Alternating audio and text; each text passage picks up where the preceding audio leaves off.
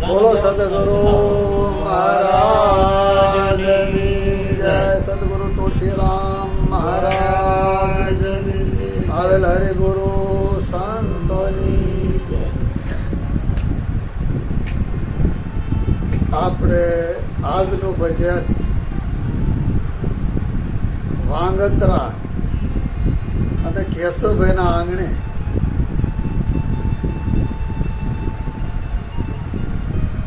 અને વિશ્વાથી દેવરાજ રામ મહારાજ પણ પધાર્યા છે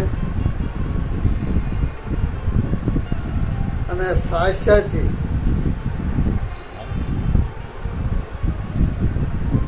વલ્કુ ભગત પણ પધાર્યા છે અને લીંબોડાથી આપણે વ્યાસરભાઈ એ ભગત છે અને આમ પાસે કલાકારથી ઓળખાય છે તે પણ પધાર્યા છે.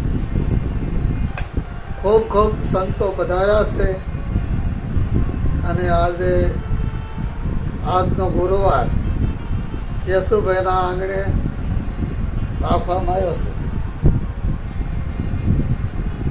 આમ તો એમનો ભાવ હતો એટલે ગુરુ મહારાજ આ બધો ભાવ છે ને ભાવ છે એ ભેગું કરી દે સમજ્યા.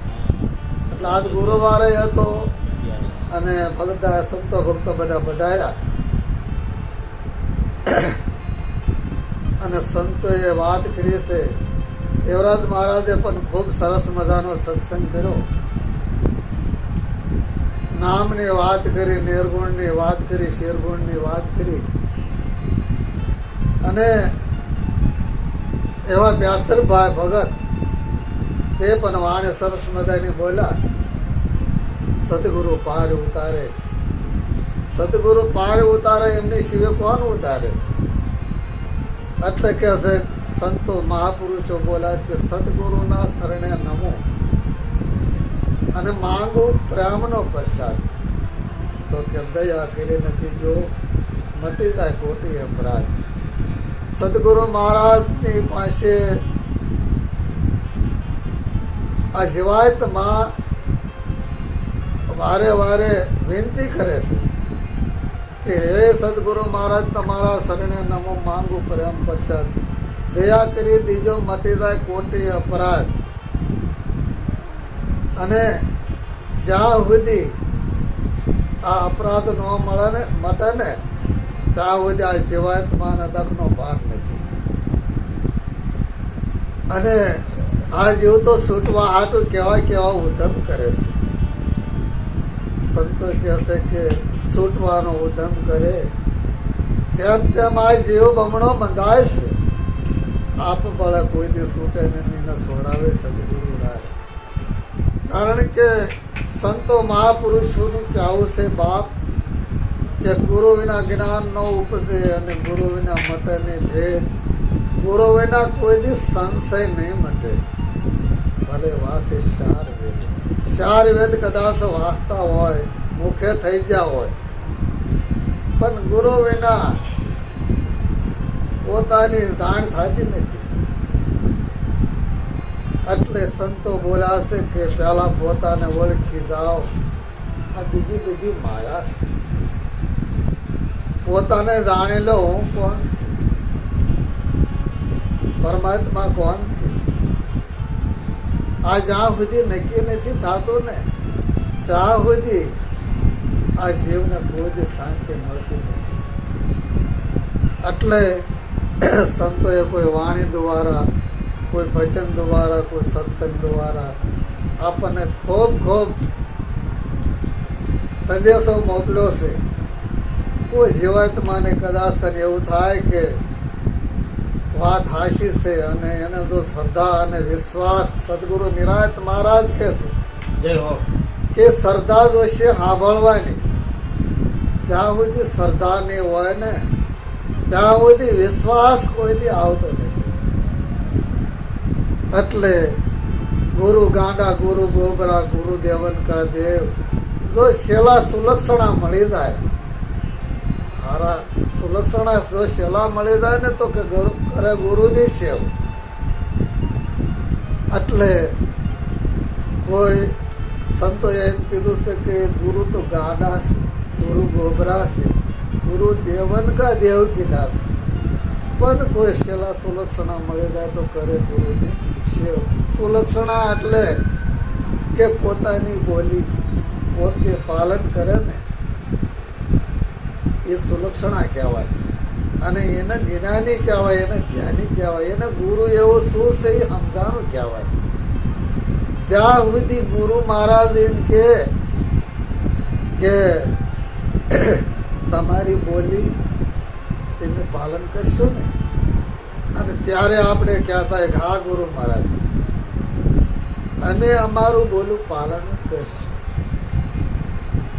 એટલે હરિશ્ચંદ્ર રાધાને કોઈ સંતોએ કીધું હતું, વિશ્વામિત્રે એવી વાત કરી કે હે હરિશ્ચંદ્ર રાજા, આ તારામાંથી દુઃખી થાય છે, રોહિત દુઃખી થાય છે, અને એક વખત આ મોઢેથી બોલી લાય કે રાજપાટ નોકર સાકર હાથી ઘોડા પાલથી મેં કઈ આપ્યું નથી. આટલું તો તું બોલી રાખ ને તો મારે આને શું કરવું, હું તને પાછું આપ્યું. ત્યારે હરિશ્ચંદ્ર રાજા કે છે કે રઘુકુળ રીતિ સદાય સલી જાય, આ પ્રાણ જાય પણ વચન ન જાય. જ્યાં સુધી પોતાનું જો વચન વયું જાય એવી સંતોએ ના પાડે છે કે હે સંતો, જીવ જાય પણ જૂઠું ન બોલશો, સત સુણો કાન, ભક્ત લાલજી પ્રગટ બતાવે દેહ શહીદ ભગવાન. આ સંતોના પુરાવા છે. એક દાન રામદેવ પીર બાપાએ કીધું તું બેની સગુણા લૂંટાણા ને તારે કીધું. બેન ખોટું બોલ્યા હતા. રત્નાએ કીધું તું બેન ખોટું બોલજો, ભાઈના લગ્ન છે. એટલે અત્યારે વિઘન આવે એવું ન કરાય. અને એ વખતે બેન ખોટું બોલ્યા. રામદેવ પીરે કીધું હાસુ બોલો મારી બેન, તમારો માલ કેટલો હતો, અને જૂઠું બોલો ને તો એ બેન કે કાળો કોટ નીકળે. જેદુનો મેં અવતાર લીધો છે. જેદુના આપણા પોકણગઢની માલકા અત્યારે કોઈ ખોટું બોલતા જ નથી. એટલે બેનીએ કીધું કે તો હવે હું હાસું કહી દઉં. એટલે એવી રીતે રામદેવ પીર બાપા કહે છે આનો વણદારો જે દી ખોટું બોલો તે દી કીધું તારી કોઠમાં શું ભર્યું છે? તો કે મારી કોઠમાં ઋણ ભર્યું છે, એટલે મીઠું ભર્યું છે. આમ તો કે તારી બોલી તને પડશે. એટલે પોતાનું બોલું પોતાને જ પડે છે. પણ ક્યારે પડે છે? એવો સમય હોય ત્યારે પછી પસ્તાવા સિવાય કઈ રહેતું નથી. હે પસ્તાવો રહેશે બાપ, બીજું કઈ રહેતું નથી. એટલે કીધું છે કે છે ને રામદેવ પીર બાપાએ કીધું ભક્તિ કરો ને અગમ ભેદને જાણો. હું કહું એ વચનમાં હાલો. આત્માને ઓળખો, એ હરજી દેહ ભાવ મટાડો. જ્યાં સુધી દેહ ભાવ છે કે આ 5 તત્વનું આ શરીર છે ને આના દેહ કહેવાનું, દેહ એ હું સૌ, એ આપણું અજ્ઞાન છે. કારણ કે આજે આ 5 તત્વનું શરીર છે ને આ શરીરનો જે ફોટો છે ને એ ફોટો આપણે જે જોયો છે. એટલે એને પોતાને એમ ન કહેવાય હું છો, એમ મારો ફોટો છે એવું કહેવાય. પણ બીજું બોલાય એવું નથી. એટલે કીધું જતા તો કે તમને શું કહેવાય? તો કે બોલાય એ બીજો નથી, એ જ પરમેશ્વર પોતે છે. નર અજ્ઞાનમાં આંધળો અળગોરે ગોતે છે. એટલે સદગુરુ નિરાજ બાપા કહે છે કે ભાઈ નામને જાણી લો, સમજી લો, ઓળખી લો. તો કે નામ ક્યારે હતું છે? તો કે નામ 99માં રમે જાણે સંત વિરલા. જેને પૂરા ગુરુ મળી ગયા હોય ને એને કે તાકાત માલમ થાય, એની દ્રષ્ટિમાં એ જ દેખાય. એટલે નિરાજ બાપાને કહેવું પડ્યું કે નામ નગર નવખંડમાં નિરાજ નિર્ગુણ દેશ, અમર ફળ જ્ઞાન નિપજે વર્ષે મેઘ. એટલે આ સંતોએ નામની વાત કરી છે. સવારમ બાપાએ પણ કીધું છે કે પરખી લો પુરુષને, નક્કી કરો નામ, હે સંતો, પરખી લો પુરુષને, નક્કી કરો નામ, નક્કી કરો નામ, તમે સમરો સદગુરુ શ્યામ. પરખી લો એટલે ઓળખી લો, જાણી લો, સમજી લો. એટલે ગંગા સતી માને પણ કહેવું પણ જાણવા જેવી વસ્તુ છે. અજાણમાં ન રહી પાનભાઈ, જાણી લીજો. કારણ કે અજાણમાં રહી જશે ને તો પસ્તાવા સિવાય પછી બાપ કઈ વધતું નથી. એટલે કે આયો પણ જાણ્યો નહીં. આ મનખા દેવનો મરમ શેર અન્ય કારણે કોટી કર્મ બાંધવા પડ્યા છે. બસ કર્મ બાંધવા સિવાય કશું રહેતું નથી. એટલે તો સંતોની ભલામણ છે કે બને ત્યાં સુધી તમે કોઈ મહાપુરુષોના શરણે થઈ જાઓ અને તેને તમારી ઓળખાણ કરી, તમને જાણી લો. અને એક વખત કૃષ્ણ ભગવાને પણ અર્જુનને યાદ વાત કરી, હે અર્જુન, કા બાપ તું મને ઓળખેલો, કા તું તને ઓળખેલો. આ બે વસ્તુ ન બગાડાય. અરે કે પ્રભુ હું મને ઓળખું જ છું. તાકે તો કેવી રીતે તમને તમે ઓળખો છો, મને કેમ ખબર પડે? તાકે આ બેઠો એ હું ઓળખું જ છું. એ કે તમારા હાથ ને ગોદાસ તો ક્યાં હું ઓળખું છું? તાકે એ તમારો સાથીનો ભાગ છે. તો કે પ્રભુ હવે મને ખબર નથી. તાકે એ જ હું કહું છું, તને તારી ખબર નથી ને એટલે કહું છું કે અર્જુન, કોઈ મહાપુરુષના શરણો પકડી લે, જાણી લે કે હું કોણ છું. અને ભગવાનને અર્જુન કહે છે કે હે પ્રભુ, તો હું તમને પણ ઓળખું છું, પણ કે તું મને ઓળખે ખરો, પણ કેવી રીતે ઓળખે? તું મને એવું માનીને બેઠો છો મારા સખા છે, મારા મિત્ર છે, અને આમ ભૌતિકની રીતે આમ તો મારા ઘરના બેન માન્યા છે. એટલે એવા ભાવથી ઓળખે છે. અર્જુન, મારા મૂળ સ્વરૂપને તને ખબર નથી. જો તું તને જાણે લે ને તો મારું મૂળ સ્વરૂપ એમાં ભેગું આવી જાય છે.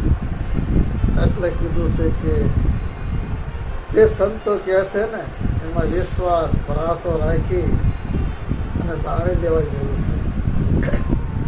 અને કબીર સાહેબે એવું કીધું, હે જ્ઞાની, હવે તો આપણે બધા જ્ઞાની થઈ જાય છે. અને જ્ઞાની હોય કેવી વાતો કરતા હોય, કેવું એમનું વાતાવરણ હોય, અને કેવી રીતે એમને બેહાવું.